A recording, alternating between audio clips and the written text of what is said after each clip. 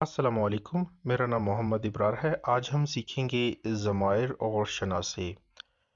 तो यहाँ पर मैंने ये एक पोस्ट शेयर की है अपने इस चैनल पर, व्हाट्सएप चैनल पर। इसका लिंक भी डिस्क्रिप्शन में है, वहाँ से आप देख सकते हैं। जो ज़माइर हैं वो तो यानी प्रोनाउंस है, जो कि ऑलरेडी आप लोग जानते हैं। और जो शनासे हैं, शनासे इंग्लिश में इसको कहते हैं वर्बल एंडिंग्स, जो ज़माइर के एंड पर लगती है और जो यानी प्रोनाउन को इंडिकेट करती है। फॉर एग्जांपल आसान अल्फाज में मैं समझाता हूँ कि जैसे कि ये यहाँ पर एक सेंटेंस लिखा हुआ है, मन हस्तम, यानी मैं हूँ। जो मन है उसके साथ हमेशा आपने हस्तम का शनासा लगाना है, जैसे कि मन उस्ताद हस्तम। तो इस जो तरीक़ेकार है, इससे आपका एक जुमला बन जाएगा। उसके बाद है प्रोनाउन यानी ज़मीर तू। तू के साथ लगता है शनासा हस्ती। फॉर एग्जांपल, तू मुअल्लिम हस्ती।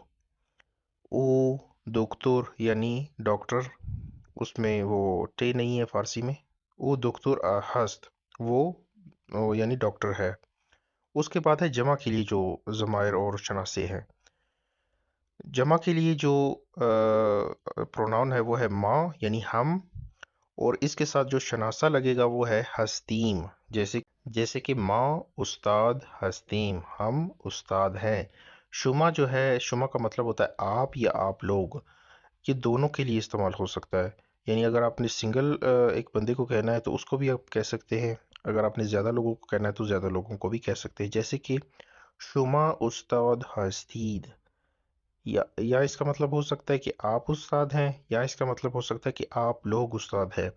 ये आपको कैसे पता चलेगा कि ये एक के लिए है या दो के लिए है या ज़्यादा लोगों के लिए है?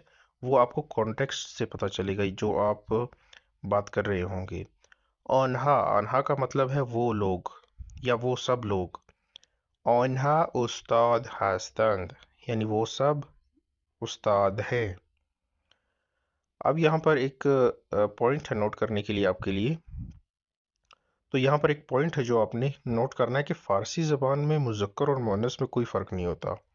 यानी आप दोनों के लिए एक ही प्रोनाउन और शनासा इस्तेमाल करते हैं।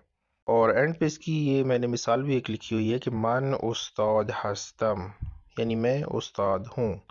तो ये एक छोटी सी वीडियो थी जिसमें आपको ये समझाना था। मज़ीद वीडियोस के लिए यूट्यूब चैनल को सब्सक्राइब कर ले। Thank you very much.